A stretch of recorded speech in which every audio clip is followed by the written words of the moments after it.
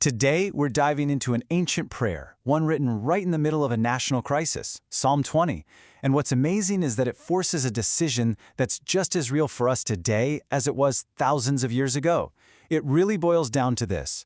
When everything is on the line, where are you going to place your trust? In the temporary things you can see, or in the eternal one you can't? So let's just start right there. Think about it for a second.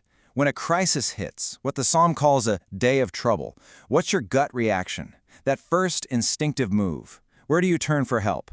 The answer to that question? Well, it reveals everything about the two very different paths laid out in this psalm. You know what's so fascinating about this psalm is its setting. This isn't some private prayer whispered in a quiet room. Not at all.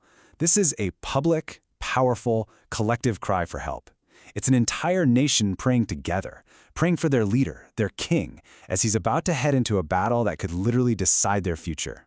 And just look at where they're aiming their appeal. They're not calling on a neighboring army or some clever political alliance. Nope. They call on the name of the God of Jacob.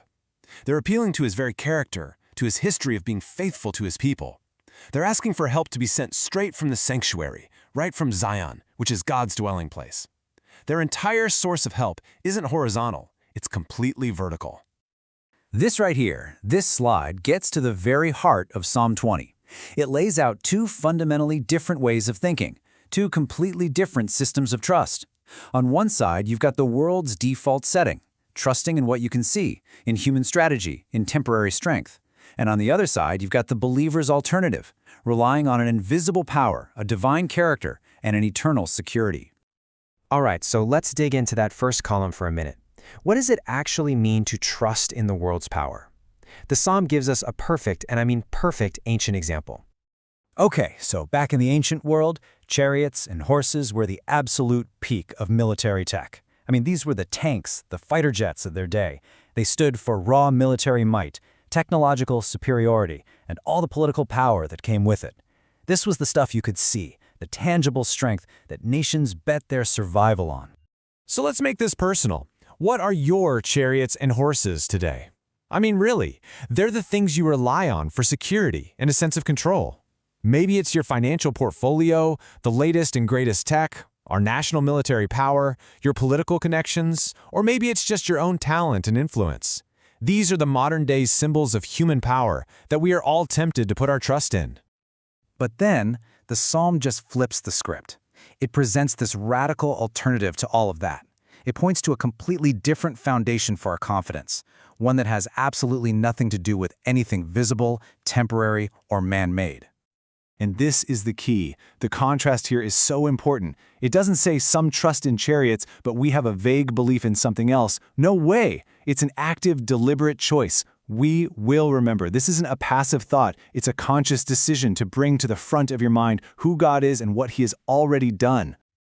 So what are we remembering exactly? The name of the Lord. In the Bible, a person's name isn't just a label. It represents the totality of who they are, their character. So to trust in His name means you're relying on the whole package, on everything God has revealed about Himself, His absolute power, His perfect reputation, and His unwavering history of faithfulness to His people, just like He showed to Jacob.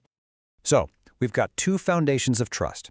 One is built on human strength, the other is built on God's character. And now the psalm shows us exactly where each path leads, and believe me, the destinations could not be more different. Just look at how stark this comparison is from verse 8. For those who put their trust in chariots and horses, in those symbols of human power, the end result is guaranteed. They are brought down and fall. It's a complete and total collapse. But for those who remember the name of the Lord, the outcome is the exact opposite. We are risen and stand upright. That's a picture of stability, of victory, of true resilience.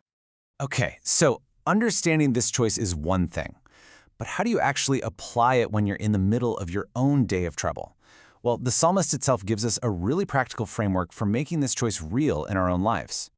It really boils down to a three-step process, and it's pulled right from the text. First, you've got to identify your chariots, and you have to be honest with yourself. What are the worldly things you're really leaning on for your security? Second, you declare your allegiance. The psalm talks about setting up banners in God's name. That's like a public statement of where your true loyalty lies. And third, you pray with confidence. This is where you shift from worrying to actively calling on the ultimate king, trusting that he actually hears you. And this is how the entire prayer ends. It's a direct, humble cry to the true King of the universe. It's this final admission that even while they're praying for their earthly leader, their ultimate hope rests in the heavenly King who hears their call. It's such a powerful declaration that real, lasting victory comes from him and from him alone. This explainer was based on sources provided by the You Need Faith in Jesus team. Thanks so much for joining us.